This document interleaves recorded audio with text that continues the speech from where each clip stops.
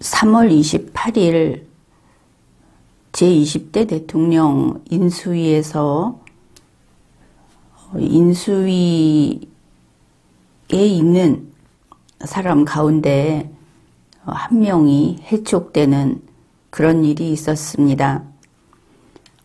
이번 인수위는 그 인원이 200여 명에 이른다고 하고, 그런데 인수위 출범이 3월 18일이었고 3월 28일이면 겨우 열흘 만에 사람을 해임한 것이 됩니다. 그런데 이것과 관련해서 우려가 아주 큽니다. 앞으로 이런 일이 계속되지 않겠느냐, 이제 그런 우려인 것입니다. 3월 28일에 한 사람이 해촉이 됐는데 이미 같은 시기에 박철환 전문위원이 또 그 과거에 연구비 횡령 논란이 있었고, 그래서 국책연구원에서 면직 처리가 된 적이 있는 그런 사람이다, 이런 투서가 인수위에 접수된 겁니다.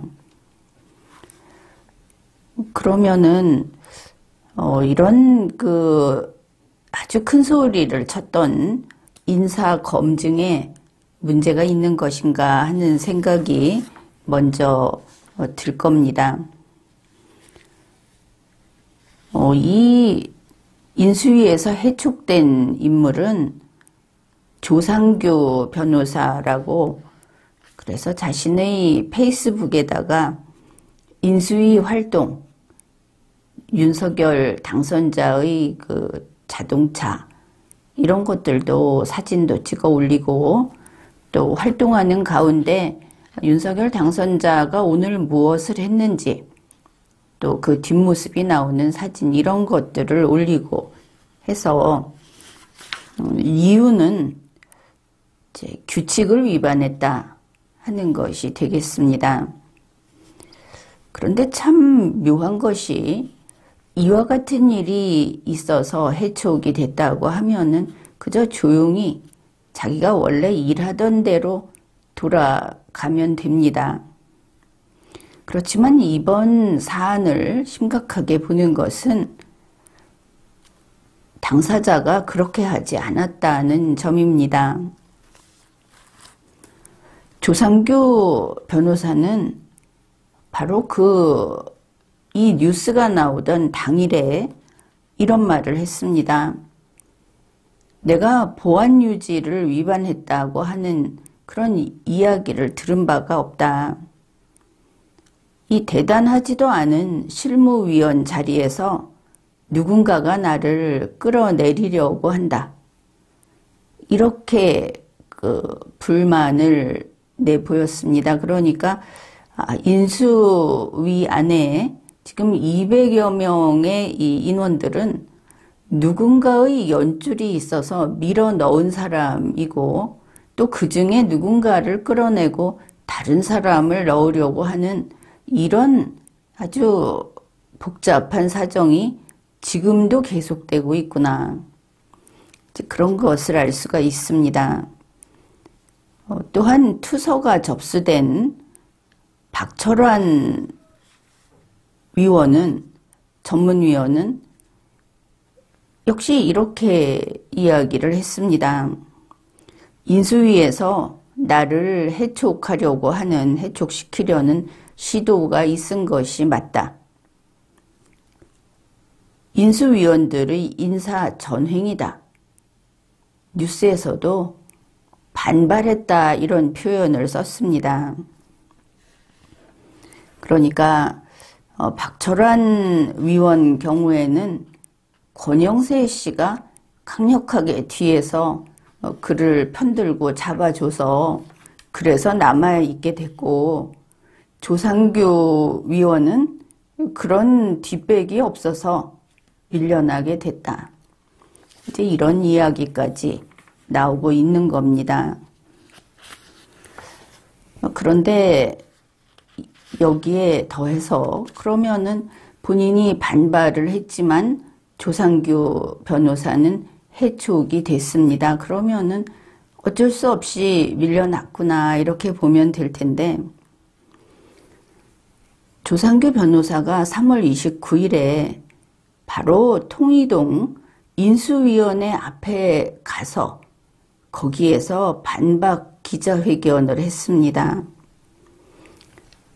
우선은 이거 인수위의 모양새가 뭐냐, 이제 이런 생각이 들 것이고, 또 하나는 본인이 이렇게까지 펄펄 뛸 만한 사연이 있나 보다, 이제 이런 생각을 하게 됩니다. 본인이 억울하다 하는 뭐 그런 것은 우리가 그렇게 들여다볼 일은 아니고, 당사자가 그걸 다투든지 어쩌든지, 특히 이 인수위라고 하는 것이 그렇게 보장이 되는 것도 아니고 뭐 그렇습니다. 그런데 중요한 것은 이 반박 기자회견을 하면서 인수위 내부에 대해서 밝힌 그 부분입니다. 신문에서도 이것을 주목하고 있습니다. 이런 내용입니다. 3월 29일 인수위원회 앞에서 한 이 반박 기자회견에서 조상규 변호사가 한 말이, 콕 찍어서 김창경 인수위원이 갑질을 했다 하는 사실을, 이제 그런 내용을 폭로했습니다. 김창경 인수위원이 했다는 것이 무엇이냐 하면은 업무 보고를 받을 때, 방송통신위원회 업무 보고를 받을 때 김창경 씨가 출연한 유튜브 세바시 방송이라고 하는 게 있는데, 그걸 안 봤다고 업무 보고 온 부처 관계자들에게 호통을 쳤다고 합니다. 이 세바시 방송, 이제 이것은 또 우리가 내용을 잠시 살펴볼 겁니다. 그 다음에 교육부 업무 보고를 할 때는 업무 보고 시작하기 30분 전부터 그 부처 사람들을 앉혀놓고 정신교육을 실시했다고 합니다. 그런가 하면 업무 보고를 받는 그 기회에 김창경 씨 혼자서 일방적으로 발언을 계속하고, 그 부처에서 온 공무원들에게 자, 내 눈을 똑바로 쳐다보고 업무 보고를 해라. 업무 보고 할 때는 이런 강요도 했다고 합니다. 예전에 어린 아이들한테 눈을 옆으로 조금도 돌리지 말고 똑바로 쳐다봐라. 주목. 뭐 이렇게 외치는 그런 분위기였던가 싶습니다. 그 다음에 모든 업무 보고에서 인수위원 3명만 남기고 모두 퇴실시킨 다음에 깜깜이로 회의를 진행했고, 전문위원들이 그 자리에 가게 되면 발언을 제한시켜서, 그래서 자기들 인수위원 3명이 모든 것을 알아서 했다. 이 부분은 상당히 중요합니다. 지금 그 이야기를 한 조상규 변호사, 해촉이 된 조상규 실무위원, 그리고 그 지금 투서가 접수됐다는 박철환 전문위원, 갑질을 했다고 하는 김창경 인수위원, 이들이 모두 인수위 과학기술교육분과 안에 있는 사람들이다. 이게 좀 심각합니다.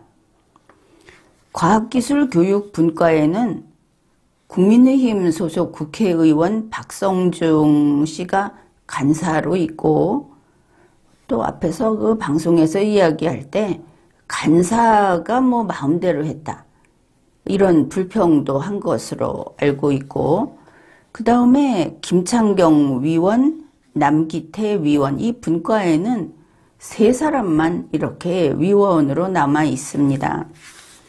그리고 이제 전문위원, 실무위원 이런 사람들이 있었던 겁니다.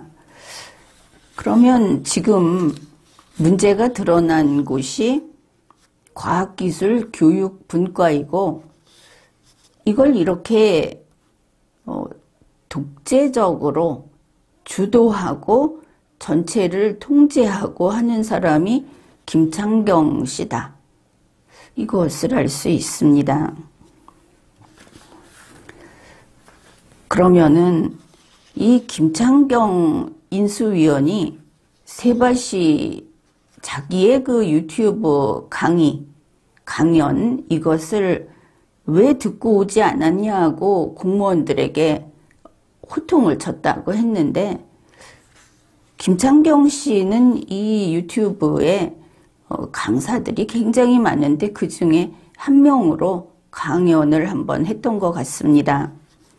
그런데 거기에 나온 이야기가 이런 겁니다. 이거는 조금 일부분을 소개하겠습니다.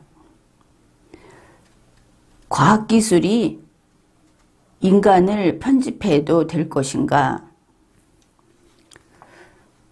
중국에서 2015년에 유전자 편집을 배아세포에 적용을 했고, 그러니까 결국 인위적으로 인간의 몸의 설계도를 바꾼 것이다.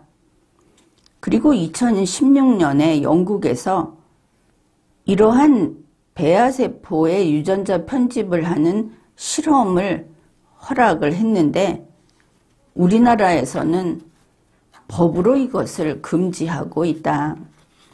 우리나라의 생명윤리법이라는 법률로 이것을 금지하고 있기 때문에 사람의 설계도를 바꾸는 이런 실험 자체를 할 수가 없다.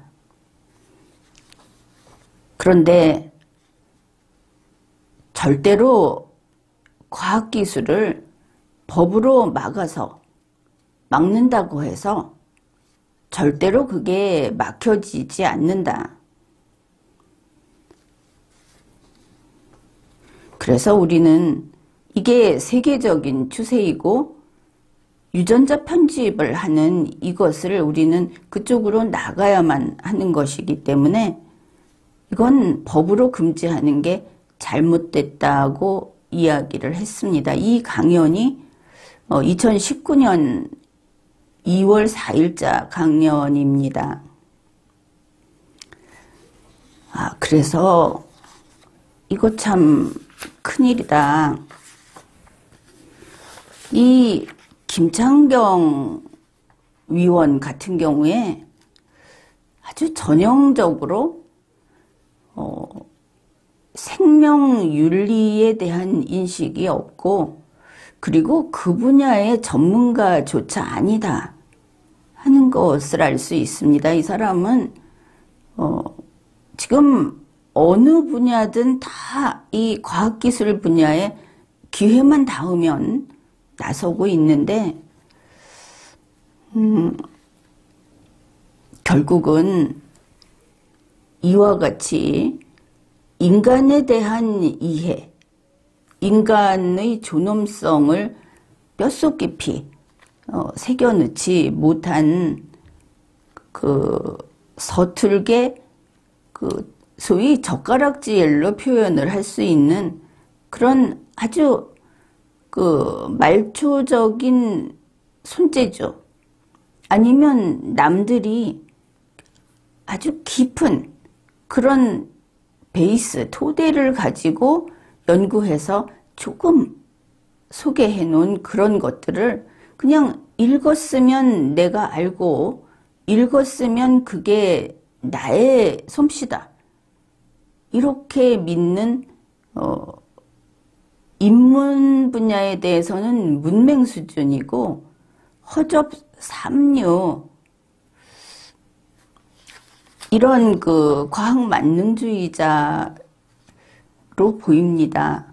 특히 윤석열 당선자의 정책과 관련해서 그가 이야기하는 것은 위험하기 이를 데 없는, 결국 우리가 미래 세계에 등장할 수 있다고 했던 새로운 독재자의 유형, 테크노크라시가 한국에 드디어 도달을 했는가, 이제 이런 생각을 하게 됩니다. 지금 이 서로 투설을 하고 또 반발을 하고 폭로를 하고 갑질을 하고 하는 이게 윤석열 인수위의 과학기술분과다. 이렇게 과학기술교육분과 그랬는데 일단은 여기서 과학기술이 앞서게 되죠. 그렇게 이야기를 했습니다. 그런데 이 김창경 위원이 누굽니까? 지금 구글 검색을 해보면, 대한민국 신문들을 쫙 들춰보면 김창경이라는 이름은 수두룩하게 나옵니다. 벌써 그 정보통신과학기술부 장관 자리를 이 사람이 이미 찜해놓고 있다. 이런 이야기도 나오고 있습니다. 이게 무엇과 관계가 있느냐 하면은 윤석열 당선자의 전자정부 시스템, 이 AI 플랫폼 정보라고 하는 게 바로 이런 사람 한 명을 원점으로 해서 크게 움직이고 있다 하는 그 부분입니다. 이 AI 플랫폼 정보라고 하는 것은 그야말로 그 변혁적인 것이고, 방금 소개했듯이 인간 배아에 대해서 유전자 편집을 해서 아주 IQ가 높은 신생아로 만들고 평생 어떤 병에 걸리지 않는다든지 뭐 이런 사람으로 만들고 주식 투자를 잘할 수 있는 사람으로 만들고 한다는, 이런 사람들이 들으면 혹할 만한 이야기를 하는 그런 사람이었다. 이번에 이 AI 플랫폼 정보 이야기를 할 때도 이게 바뀌지를 않습니다. 이제 그거를 좀 살펴봅시다. 이 문제는 그 무슨 과학기술 AI 그러면 우리는 모르는 아주 수준 높은 저쪽 세계의 이야기다, 이럴 게 아닙니다. 이러한 플랫폼 정보는 국민 한 명 한 명을 여러분이 그 홈페이지에 뭔가 필요해서 등록을 해놓지 않습니까? 그러면 여러분의 모든 것을 다 저장하고 수집하고 들여다보면서 나중에는 여러분을 통제한다 하는 것이죠. 이런 위험이 하필이면 우리나라에 이렇게 먼저 도달을 했는가, 이것은 참 불운하다, 그렇게 봅니다. 지난 1월 7일입니다. 이 김창경 씨는 항상 앞에 윤석열과 40년 인연이 있다, 이게 따라 붙습니다. 이제 1월 7일에 이데일리하고 인터뷰를 했는데, 그때 하도 디지털 플랫폼 정보 이렇게 얘기를 하니까 그게 뭐냐, 윤석열 후보가 그런 이야기를 막 하고 다녔는데 도대체 그게 개념이 무엇인가 하고 김창경 씨에게 물었습니다. 김창경 씨가 이렇게 말을 했습니다. 내가 명동에 가고 싶을 때 일일이 검색을 해서 택시를 부르면 그거는 전자정부다. 그런데 내 스케줄에 맞춰서 미리 택시를 불러놓으면 그게 디지털 플랫폼 정부다. 정부가 알아서 이 사람은 스케줄이 이러니까 이때는 택시 보내주고 이때는 짜장면 배달해주고 뭐 이런 식으로 한다는 이야기입니다. 본인도 얼마나 자기가 무지몽매한지를 깨닫지 못하는가를 실토하기도 했습니다. 이렇게 말을 합니다. 지금 페이스북에서 내가 좋아하는 것을 보니까 미리 알고 있더라. 그래서 내가 스타벅스에 이렇게 가면 그걸 알고 스타벅스 간다고 하면은 할인 쿠폰이 떡 하고 뜨더라. 이거 인공지능이 이렇게 알아서 하는 거하고 우리가 지금처럼 우리가 필요한 거를 검색해서 하는 거하고는 다르다. 우리 다 알고 있지 않습니까? 페이스북이 이거 하면서 무슨 짓을 했는지, 그래서 어떤 처벌을 받았는지, 페이스북을 해체해야 한다 하는 소리가 나오는 것도 바로 이 때문인데, 김창경 씨는 이게 좋다고 하는 겁니다. 내가 무엇을 하는지를 페이스북이 미리 알고 그래서 할인 쿠폰을 주니까 좋더라 하는 것까지는 그런데, 정부가 내가 무엇을 하는지를 미리 알고 가령 오늘 시위를 하러 간다고 하면은 정부가 미리 알고 미리 들어와서 수색을 하고 시위 물품을 뺏어간다. 정말 마이너리티 리포트, 그게 좋다고 하는 겁니다. 정부는 좋은 일을 하는 조직이 아닙니다. 전에 뭐 그런 이야기 했었죠. 군대는 근본적으로 폭력 조직이다. 누가 이런 말을 했었는데, 법은 근본적으로 자유를 규제하는 시스템입니다. 정부는 그것을 집행하는 조직이고, 그래서 국민이 법을 꽉 붙들고 있어야 하는 것이고, 그 법 위에 아무도 건드리지 못하는 헌법을 붙들고 있어야 하는 겁니다. 자기들 필요한 대로 이 규제를 확장하니까. 그런데 윤석열 당선자는 이미 들어오면서부터 헌법부터 손을 대겠다고 하지 않았습니까? 국민 여러분이 한때는 윤석열 후보가 하는 말은 다 옳다 옳다 하면서 진짜 옳은 말을 하는 리마연에 대들지 않았습니까? 와서 싫은 소리하고 험한 소리하고. 그런데 그게 여러분 목에 칼이 접근하게 하는 일이었다.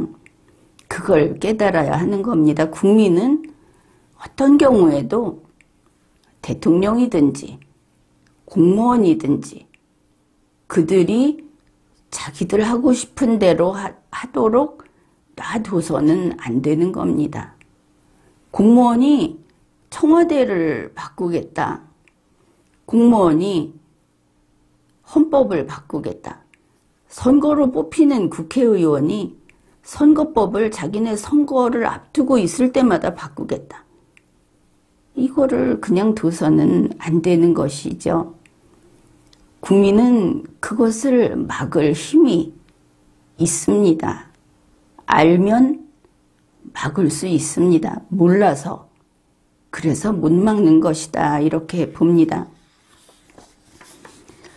그래서 이 디지털 플랫폼 정부가 뭐를 해줄지 구체적으로 한번 얘기를 해보십시오. 이러니까 김창경 씨가 이렇게 말을 합니다. 여태까지 정부에서 할아버지들한테 스마트폰 쓰는 거 알려준 것 같은데 할아버지들은 어디 가도 스마트폰을 쓰지 못한다. 백날 가르쳐 줘봐도 비슷하다. 바로 이 마인드가 이준석 패거리들, 심지어 윤석열 당선자 주위에 있는 사람들이 나이 든 사람은 틀딱이고 나이 든 사람들은 저학력자들이 수두룩해서 그들은 무식하다. 이런 소리를 한 뿌리가 이런 데 있구나 싶기도 합니다. 그런데 김창경 씨 지금 60이 넘었습니다. 누구 보고 할아버지라고 하는지. 이 사람이 아버지라고 부를 수 있는 사람은 이미 80대가 넘고 할아버지라고 부르려면은 100세가 넘어야 됩니다. 연령별로 보면 그렇지 않습니까? 자기는 생각하지 않고 자기 나이는 생각하지 않고 그 철없는 얼굴로 얼뚱한 얼굴로 할아버지들은 스마트폰 아무리 가르쳐줘도 못 쓴다. 이런 소리를 하는 겁니다. 그래서 지금 이때는 이제 1월이니까 윤석열 예비 후보 그리고 자기들이 지금 하려고 하는 디지털 플랫폼 정보라는 것은 이런 것이다 하고 이야기를 합니다. 할아버지가 11번가에 가입하려고 하면은 그냥 전화를 해서 이게 이제 디지털 플랫폼 정부니까 정부에 전화를 해야 하겠죠. 11번가에 가입하고 싶습니다. 이렇게 이야기를 하면 챗봇이 듣고 가입을 시켜주는 그런 식이다. 그렇게 해야 하는 거다. 우리는 접근 방식이 다른 거다.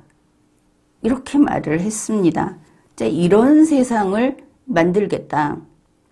그런데 11번가에 책 한 권 사려고 주문할 때 하고 정부에 항의를 한다든지 정부가 무엇을 잘못했을 때 처리를 다시 하게 한다든지 했을 때 이런 식으로 하겠다. 그러면은 역시 정부는 한없이 국민들에게 무엇인가를 주고 싶어하는 선한 정부, 자선과 같은 정부라고 생각을 해야 할 텐데 그런 정부는 이 세상에 없습니다. 그리고 그런 정부는 있어서도 안 되는 겁니다. 그런 선이 왜 선이 아닌지는 리마연의 다른 방송들을 보면 알 겁니다. 이렇게 1월 달에 이야기를 했는데 윤석열 후보가 당선자가 되지 않았습니까? 그리고 이제 이게 흘러가는 과정을 봅시다. 3월 16일입니다. 인수위가 3월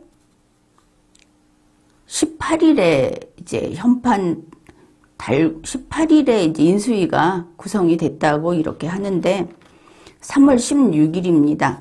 선거 끝나고 3월 9일 선거 끝나고 3월 16일에 이제 이런 뉴스가 나왔습니다. 인수위하고는 별도로 윤석열 당선자 직속으로 통이동에 지금 윤석열 씨의 사무실이 있는 인수위 건물입니다. 인수위가 들어있는 그 통이동에 디지털 플랫폼 태스크포스가 설치된다. 3월 16일입니다. 그런데 여기에는 디지털 플랫폼 정보를 만들겠다는 공약, 이 공약을 만든 김창경 씨하고 그 다음에 이영이라고 하는 그 여자 의원 있지 않습니까? 그 지난해 여름에 뭐 한다고 하면서 뭐 막 춤추면서 영상 만들어서 내놨던 이제 그 사람이 합류할 것이 유력하다. 일단 3월 16일 현재는 이랬습니다.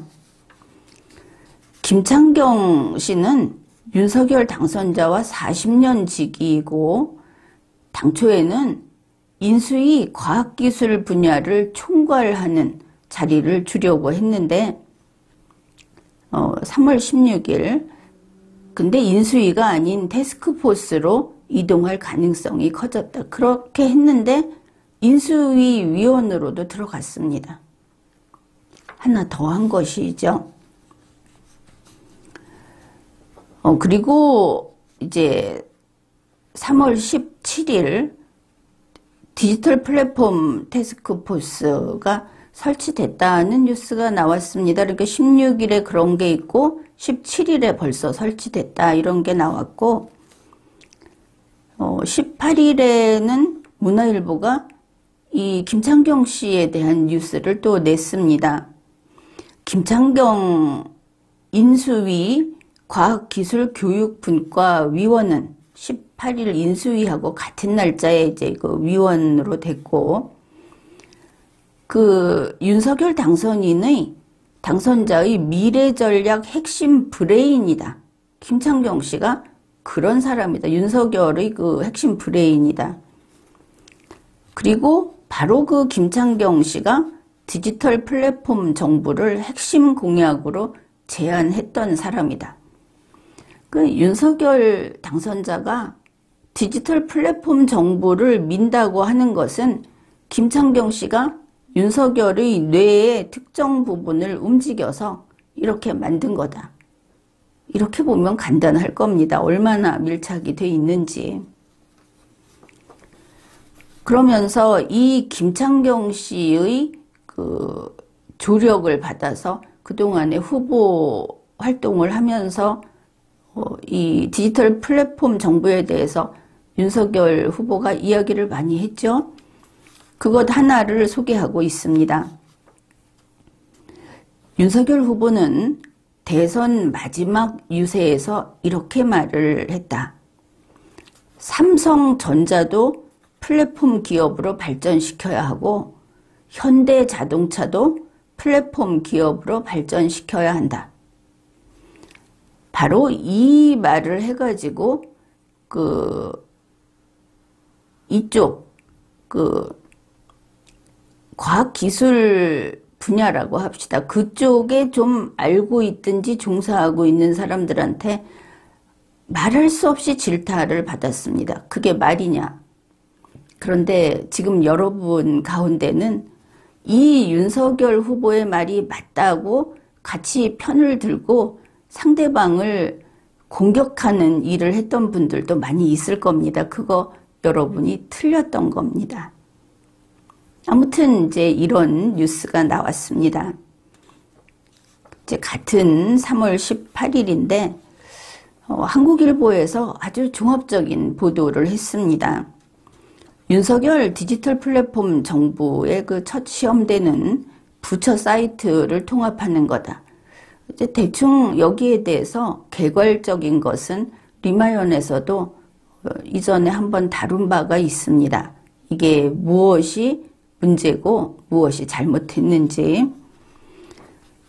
여기에서 보면은 윤석열 당선자의 대표 공약인 디지털 플랫폼 정보는 3가지 그 핵심 내용이 있다. 이거 우리가 좀 잘 들여다봐야 합니다. 첫째, 원스톱 행정 업무 시스템 구축. 둘째, 정부 데이터 개방, 그리고 활동도 업 이렇게 돼 있는데 뭔지 모르겠습니다. UP 이렇게 써 있고, 세 번째, 청와대 전자문서 관리 시스템 개편. 사실 이 과학기술 분야보다는 법 쪽에 더 관심이 많은 나로서는 이 세 번째를 보면서 좀 앞이 캄캄해졌습니다. 이거 이렇게까지 가는구나 생각을 했는데 하여튼 차례차례 보기로 합시다.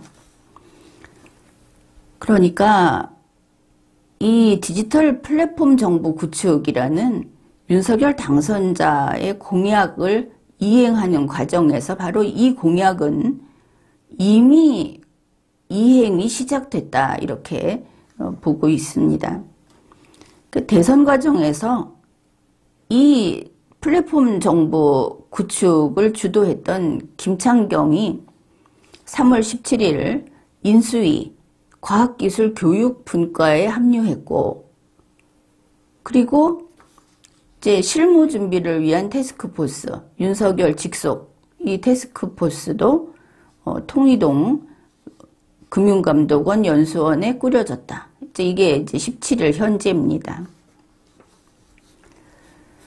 그래서 첫 번째 하는 것은 지금 따로따로 운영 중인 정부 부처 사이트를 하나로 합치는 작업을 하겠다고 합니다. 이게 좀 문제가 있다는 것을 아마 이들은 모르는 것 같습니다. 어떻든 정부 부처라고 하는 것은 그게 헌법상 행정부 안에 있는 그 행정각부와 청 이런 것들이 있다고 했을 때 그게 완전히 합쳐서 담을 허물어도 되는 게 아닙니다. 각각 법의 규율이 다르고 영역이 나뉘어져 있는 것인데 이들은 정부니까 그냥 정부는 하나다 이렇게 생각을 하는 것 같습니다. 어떻든 이것은 실현이 불가하다 이렇게 먼저 결론을 이야기하겠습니다. 만일 이것을 강행한다면 정부의 시스템이 마비되는 그런 문제가 분명히 발생한다. 그런 뜻입니다. 윤석열 당선자 측에서는 결국은 그 김창경 위원이 주도하는 그쪽에서는 이제 그렇게 이야기를 합니다. 각 부처의 소프트웨어 장벽을 허무는 게 최우선 과제다. 산하 기관까지 다 포함을 해서 일원화하겠다. 아무튼 이런 이야기를 했습니다. 그래서 아니 그러면 그 일원화한 그 사이트 한 개가 너무 방대하지 않느냐 그러니까 그쪽에서 하는 말이 구글도 애플리케이션 한 개에 다 들어가는데 뭐가 문제냐? 우리도 충분히 할 수 있다. 이랬다고 합니다. 그 다음에 이제 두 번째 정부 데이터 개방 뭐 이것도 하겠다고 했고 이제 우리가 볼 것은 그 세 번째인데 요거는 조금 뒤로 미루겠습니다. 그래서 3월 17일에 태스크포스가 설치가 됐고 이게 윤석열 당선자 직속이고 김창경 씨가 인수위 위원으로 과학기술 분과의 과학기술교육분과의 위원으로 있으면서 또 디지털 플랫폼 태스크포스에 또 들어갔다. 요 들어간 이야기는 이제 할 건데 그런데 우리가 서두에 이야기한 거 기억하고 계시겠죠? 이 과학기술교육분과에서 김창경 위원이 갑질에다가 지금 그런 온갖 그런 짓들을 했고 거기에 있던 전문위원이 지금 투서가 접수돼 있고 실무위원이 한 명이 해촉이 됐다 쫓겨났다. 그런데 다들 그 안에서 누구는 누가 뒷배를 봐주고 있고 누구 사람을 넣기 위해서 누구를 쫓아내고 이런 일들이 일어나고 있는데 하필 지금 터진 게 이 디지털 플랫폼 이거하고 연결돼 있는 과학기술교육분과에서 이 셋이 다 들어있더라. 이런 겁니다. 이제 3월 29일에 이제 그동안에 이미 태스크포스는 만들어졌다고 하지 않았습니까? 3월 29일에 이 디지털 플랫폼 태스크포스의 팀장을 임명했다. 그리고 이제 그 구성을 어떻게 하겠다 하는 브리핑을 했습니다. 원래 3월 23일에는 아마 한 10명? 그 정도로 이 태스크포스 구성하겠다. 이제 그런 보도가 나왔는데 3월 29일에 보니까 전체 23명으로 구성을 했다고 합니다. 뭐 인원이 이렇게 되면 자꾸 늘어나는 것이죠. 23명인데 그 팀장은 예전에 고건 국무총리의 아들이라고 하는 고진 씨. 이 사람이 윤석열 당선자하고 서울대 동문이고 윤석열 당선자하고 서울 대광국민학교 1학년 후배랍니다. 뭐 여러 가지로 학연, 지연 뭐 이런 것으로, 그리고 뭐 총리의 아들이었다 하는, 말하자면 뒷백, 이런 백으로 아주 그냥 거미줄처럼 얽혀 있는 자들이 지금 윤석열 당선자가 하는 인수위, 또 어떤 조직에는 계속 이런 식으로 들어가는구나. 김창경 씨도 뭐 40년 인연이다 이러고, 또 뭐 다른 사람들도 다 무엇인가는 윤석열 당선자의 아버지하고 직장 동료였다. 이런 식으로 뭐 말을 해서 뭐 하겠습니까? 아무튼 그 사람이 이제 팀장으로 들어왔다고 하고, 그 다음에 여기도 보면은 원일희 수석 부대변인은 삼청동 인수위 기자실에서 브리핑을 하고, 최지연 수석 부대변인은 통이동 인수위 기자실에서 기자회견을 하고, 아주 사서 일을 복잡하게 만드는, 이게 일 못하는 사람의 특징이기도 합니다. 이 태스크포스에 인수위에서 간 사람들은 누구냐? 최종학이 인수위에서 갔다. 그리고 김창경하고 박순애, 이런 사람들이 가서 인수위에는 나머지 2명은 안 밝혔는데 5명이 갔다고 합니다. 그 다음에 정부기관, 과학기술정보통신부, 행정안전부, 산업자원부, 개인정보위원회, 통계청, 이 정부기관에서 담당자를 파견받았고, 공공기관에서는 4차 산업위원회, 한국전자통신연구원, 이런 데서 담당자를 파견받았다고 합니다. 이제 개인정보하고 이런 거 다 윤석열 정부에서, 특히 앞에서 봤던 그런 김창경 씨가 중심에 있는 그런 데서 이거를 다 움켜쥐게 생겼다. 이거 예사 문제가 아닌 겁니다.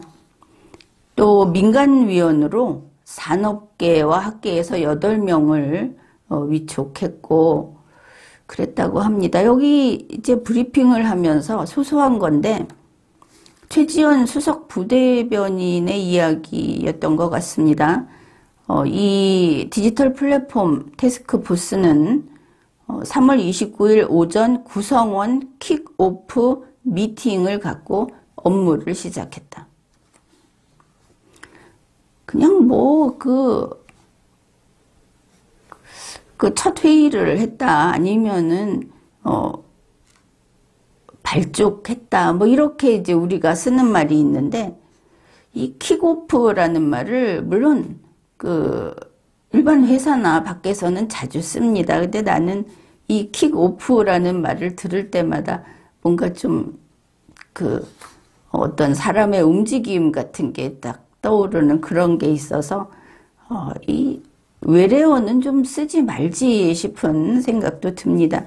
윤석열 당선자는 영어하고는 굉장히 담쌓은 분야에서 일을 하던 사람인데, 근래에 이렇게 외국어, 외래어를 많이 쓰는 것을 보면서 우리 국어를 사랑하지 않는 사람이구나. 우리 국민에게 진심으로 대하지 않고 겉모습만 번지르르하게 꾸미는 사람이구나, 이런 생각도 좀 했습니다. 신용현 인수위 대변인이 이렇게 밝혔습니다. 디지털 플랫폼 정부 태스크포스는 윤석열 당선자의 행정 철학과 의지를 실현할 주요 과제를 다룬다. 이게 얼마나 윤석열 당선자에게 있어서 최고의 가장 중요하게 추구하는 것 중에 하나인가. 이제 뭐 최고라고 하면 뭐뭐 중에 하나라고 하기는 어려운데 이거 말고 최고가 있어야 하지 않겠습니까? 그래서 이제 최고 중에 하나라고 말을 했는데 이걸 이렇게 죽기 살기로 밀겠다고 합니다. 시행을 하겠다고. 그러면서 당선자는 단순한 문서 전산 하나, 공공 데이터 공유 차원을 넘어서서 인공지능 AI 기반으로 원 거버먼트, 원 플랫폼을 말하고 있다. 그러니까 정부를 통째로 하나로 모든 걸 다 그 속에 융합해서 정부 내에서는 견제도, 균형도, 또 이견도 용납하지 않겠다. 이런 뜻이 됩니다. 그런데 이런 원 거버먼트, 원 플랫폼이라는 것은 대한민국 헌법에 위반됩니다. 이게 있어서는 그러면 국무회의가 왜 필요합니까? 물론 윤석열 당선자는 그럴 겁니다. AI에게 물어봐서 걔가 좋다고 하면 그냥 가는 거다. 그러면은 정부의 사람을 그렇게 많이 둘 필요도 없고 그 자리 가지고 지금 거래를 할 필요도 없는 것 아니겠습니까? 이제 우리가 봐야 할 것은 바로 그 청와대의 전자문서 관리 시스템. 그래서 이거를 개편하겠다. 디지털 플랫폼 정부 구축을 하겠다는 공약을 이행하면서 이걸 세 번째 그 사업으로 넣어놨기 때문에 이 부분을 보아야 하겠습니다. 청와대 전자문서 관리 시스템이라고 하는 것은 단지 업무 효율성을 위한 시스템이 아닙니다. 대한민국 집행정부가 헌법과 법률을 지키고 그리고 이 국가의 배신 행위를 하지 않고 국민을 속이지 않고 또 그곳에 복무하는 공무원들이 담합을 해서 자기들의 이익을 추구하지 못하게 하는 그런 시스템입니다. 그러니 뭐 이런 말도 있지 않습니까? 중이 제 머리 못 깎는다. 이거는 이제 어렵다 하는 이야기인데 또 비슷한 걸로 자기가 자기 사건을 심판하면 안 된다. 두 가지가 비슷합니까? 아무튼 그런 식으로 청와대의 전자문서 관리 시스템이라고 해서 그게 정부에 속해 있다고 해서 대통령의 주도하에 그걸 손댈 수 있다고 생각하면 안 되는 겁니다. 여러분 그거 아십니까? 청와대가 행정을 한다고 하는데 국회도 사실은 전면적으로 행정을 합니다. 법원도 마찬가지입니다. 그래서 이 행정 업무라는 것은 세 개의 정부에 다 들어있고 이 행정 업무를 가장 위에서 주관하는 것이 행정안전부입니다. 이제 이 경우에는 정부가 이 나머지 두 정부, 법원과 국회라는 정부를 통제하는 게 아니고 이쪽에 기술이 집적돼 있고 경험이 축적돼 있기 때문에 가장 전문적이기 때문에 여기에서 서비스 차원에서 이 관리를 해주고 있는 겁니다. 그런데 이게 행정안전부에 들어있다는 것을 가지고 대통령이 이걸 바꿔버리겠다고 하면은 우리는 상권 분립이 아니고 일권이 돼버리고 대통령이 전 국가기관을 다 장악하는 게 돼버립니다. 이거는 시스템상 그렇게 작동이 됩니다. 일단 윤석열 당선자는 집행정부만 이야기하고 있기는 합니다. 그런데 지금 뭐라고 하고 있습니까? 이걸 관리하는 것이 행정안전부인데 그거를 과학기술 그 정보통신 그쪽으로 옮기겠다고 이미 이야기가 나오지 않았습니까? 행정이라고 하는 것은 그것은 그 인문 분야라고 이야기를 하면 쉬울 겁니다. 기술적인 것은 인문 밑에서 보좌를 하는 것이지 기술이 행정을 끌고 갈 수는 없습니다. 지금 있다고 생각하는데 그게 아닌 겁니다. 이렇게 생각하면 될지 모르겠습니다. 우리가 키보드로 아주 손쉽게 문서 작성을 하지요. 글을 씁니다. 그 내용과 문장을 만드는 것은 키보드가 못합니다. 그러니까 행정안전부의 일이라는 것은 그 내용을 짜는 일이고 기술적인 지금 윤석열 당선자가 하겠다고 하는 무슨 AI 기술과 뭐를 가지고 하겠다고 하는 거는 키보드를 아주 A급 키보드를 만들어서 편리하게 쓰겠다는 이야기에 불과한 겁니다. 이 차이를 윤석열 당선자가 이해 못할 수도 있습니다. 근데 청와대 전자문서 관리 시스템을 갑자기 개편하겠다고 합니다. 그래서 이렇게 이야기를 합니다.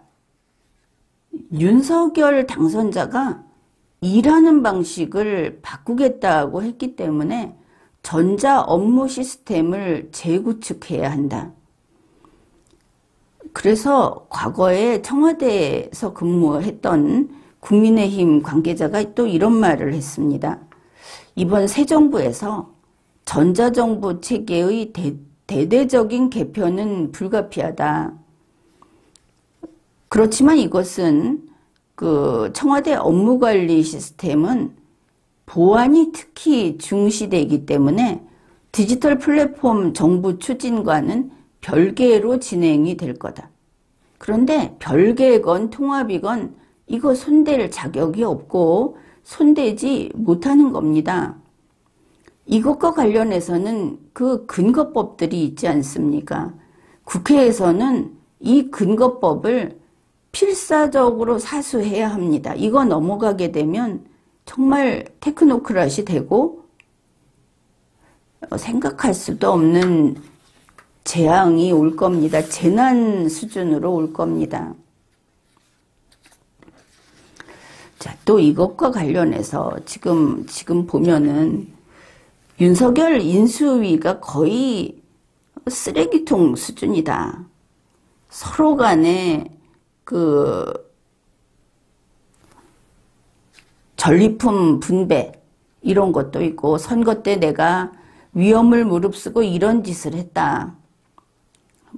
선거 법 위반도 했을 것이고 돈도 썼을 것이고 이런 사람들이 와서 그거 이제 값을 치러라 이러는 거 아닙니까? 근데 그 안에서 또 힘 있는 사람끼리는 네 사람 심어놓고 이런 알력, 투서가 쏟아지고 이권 싸움이 있고 또 결정적으로 권력 싸움이 있고 그래서 이제 해촉을 했느니 또 지금 나도 참을 수 없는 사정이 있다 하고 폭로를 하고 이런 인수위 거기에서 윤석열 당선자가 가장 중요하게 여기는 바로 디지털 플랫폼 정보 사업 그것과 관련된 사실 안철수 인수위원장도 결국은 이 과학기술 분야 아닙니까? 인문하고 관계없는데 안철수 위원장도 이과를 확장하겠다. 문과는 그렇게 중요하지 않다. 문과는 줄여도 된다. 그런 영향을 받았는지 윤석열 씨도 후보 시절에 좀 그런 식의 이야기도 했던 것 같고 어떻든 이렇게 돼서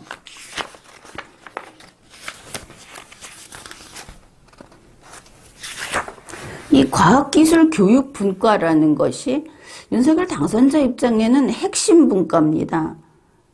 그리고 이게 이제 태스크포스 또 있고, 결국은 이 김창경이라는 인물이 40년 지기로서 옆에 붙어 있고, 그 AI 플랫폼 이거를 이제 구축을 하겠다 하는데, 그 실체가 뭐냐. 결국은 김창경 씨 이야기하는 거 보면 인간개조도 과학기술로 하자고 하지 않았습니까? 앞에서 소개를 했죠. 그러니까 돈 있으면 줄기세포 이식하고, 돈 있으면 인간 배아를 가지고 그 유전자 편집을 하고 뭐 이런 식으로 하자. 그거는 일단 다른 나라도 한다고 그랬는데 중국이 하면 하는 겁니까? 문명국가에서는 이거는 인권 침해보다 더 심한 근본적으로 인간 말살을 하는 그런 것으로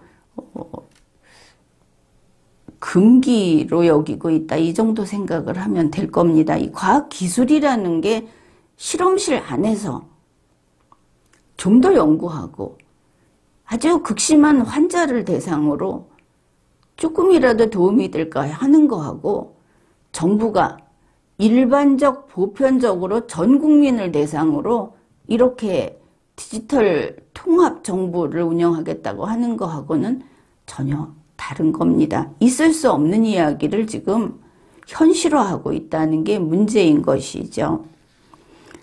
결국은 윤석열 당선자의 그 디지털 플랫폼 정부라는 거는 인간 개조론도 불사하는 이런 사람이 그 기관차 노릇을 하고 있는 것을 알 수 있습니다. 결국 이런 식으로 해서 새로운 대한민국을 만들겠다고 하는데, 문재인 보궐 대통령이 한 번도 본 적이 없는 나라를 만들겠다고 하고 5년을 끌어왔습니다. 이제 윤석열 당선자가 이런 인간 개조, 그리고 테크노크라시, 결국은 이게 혁명이다 하고 이야기를 하는데 디스토피아가 맞죠. 자유민주주의가 아니고 아예 민주주의도 없고, 그리고 인간을 말살하는 정말 무시무시한 기술 독재를 지금, 이게 발달한 기술이다, 편리하지 않겠느냐, 효율적이다, 이러고 있는 것을 알 수 있습니다. 이거는 일단은 국제적인 제재감입니다. 이런 것을 가령 인간 개조하는 것도 이거는 기술의 덕이다. 생명윤리에 대한 제재는 풀어헤쳐서 과학기술이 실험하고 싶은 만큼 하게 하자. 이래가지고는 우리는 세계로부터 차단당할 겁니다. 아예 인간도 아니니까. 근데 이제 이게 문제가 청와대 전자문서 관리 시스템을 갈아엎겠다고 한 이 부분입니다. 여러분이 기억을 할지 모르겠는데, 좌파 그 정치색이 있는 대중은 이게 사실을 잘 모르는 부분이 있습니다. 노무현 대통령이 퇴임을 하면서 이지원이라고 하는 이 바로 그 국가 그 관리 시스템이라고 보면 됩니다. 그 사본을 들고 봉하마을로 내려갔죠. 그때 이거 어떻게 됐습니까? 노무현 퇴임 대통령에 대한 인기가 좋았는지, 좌파 측 공무원들이 그렇게 그쪽에 빠진 사람이 많았는지, 아무튼 시스템이 이중으로 깔렸다, 그 얘기 있었지 않습니까? 결국 그게 문제가 돼서 나중에 그 봉화에서 이거 들고 내려갔던 거를 다시 돌려주는 것으로 하고, 이명박 대통령 측에서는 퇴임 대통령이니까 그냥 문제 삼지 않고 무마를 시켰습니다. 그렇게 끝이 났습니다. 그러나 리마연에서는 이거는 국가 반역죄다 하고 강력하게 지탄을 했습니다. 어떻게 정부 시스템을 들고 내려가느냐. 직접 민주주의 하겠다고 하지 않았습니까? 어쨌든 본인은 세상을 떠났고 모든 것은 지난 일이 됐습니다. 그래서 지금 우리는 노무현 대통령을 대한민국의 전직 대통령으로 인정을 계속하고 있습니다. 과거이기 때문에. 그러나 이것은 우리가 절대 다시 있어서는 안 되는, 나라가 무너져 버릴 수 있는 그런 위기였다 하는 것을 제대로 알아야 하는 겁니다. 이제 그러고 나서 다행히도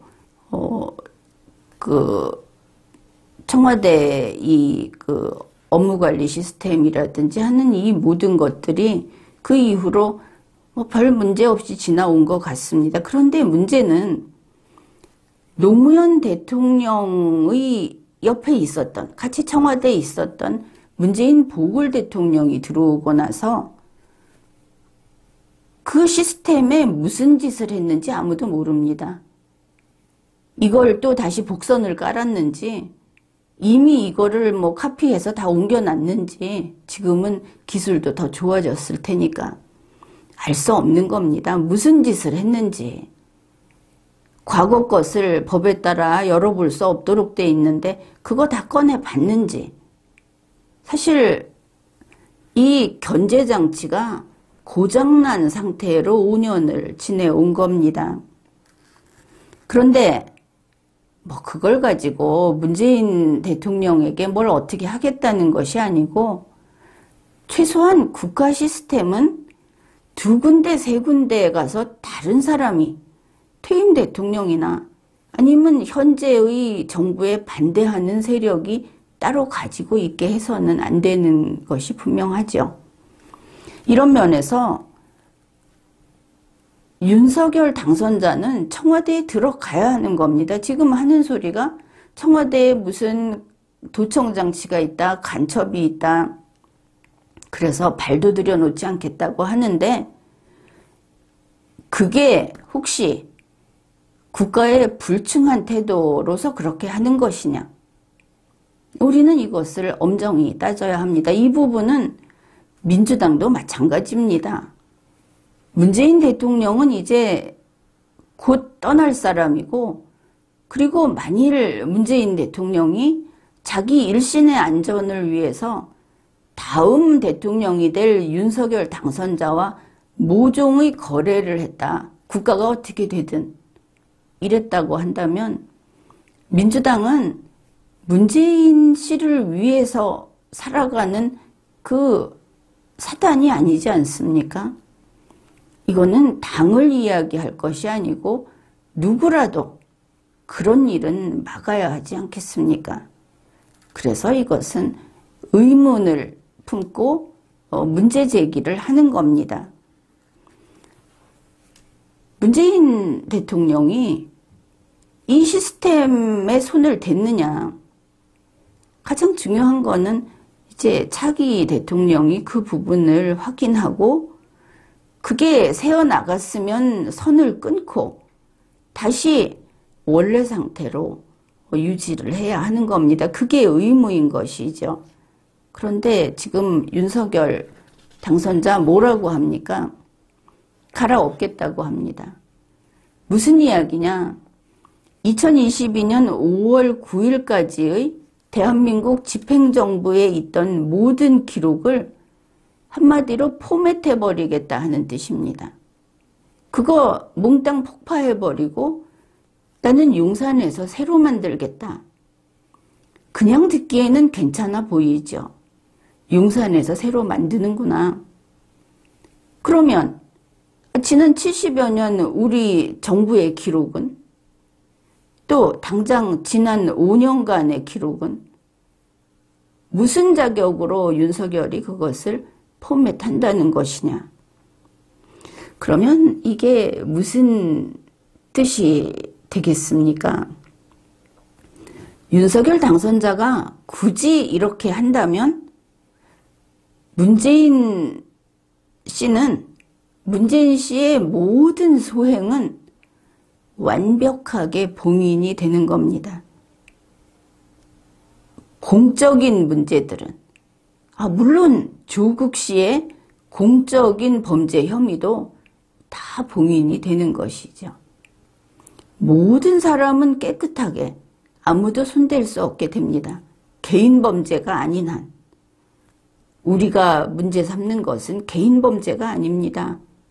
공무원 범죄, 정부의 범죄, 이것을 문제 삼는 것인데 윤석열 당선자가 디지털 정부를 흔들면서 청와대에 있던 이 시스템도 다 갈아엎어버리겠다. 이제 새로 만들어서 새 출발하겠다. 그래서 그런 것인가. 이번에 청와대에 갔다 오면서 윤석열 당선자 문재인 대통령에게 그랬습니다. 건강 잘 챙기십시오. 앞으로 마음 편하게 만수무강하십시오. 이런 이야기를 한 거 아닙니까? 이제 당신은 피고인석에 쓸 일도 없고 헌법재판소 갈 일은 없겠습니다만 아무튼 수사받을 일도 없다.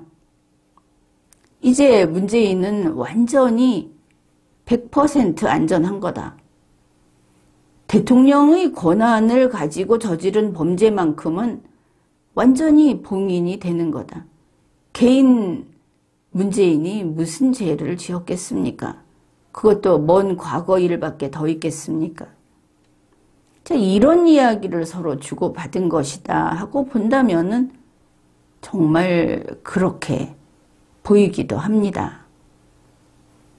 그래서 윤석열 당선자가 AI 기술이나 무슨 과학기술을 들고 나와서 왜 정부 시스템을 다 갈아엎으려고 하는가.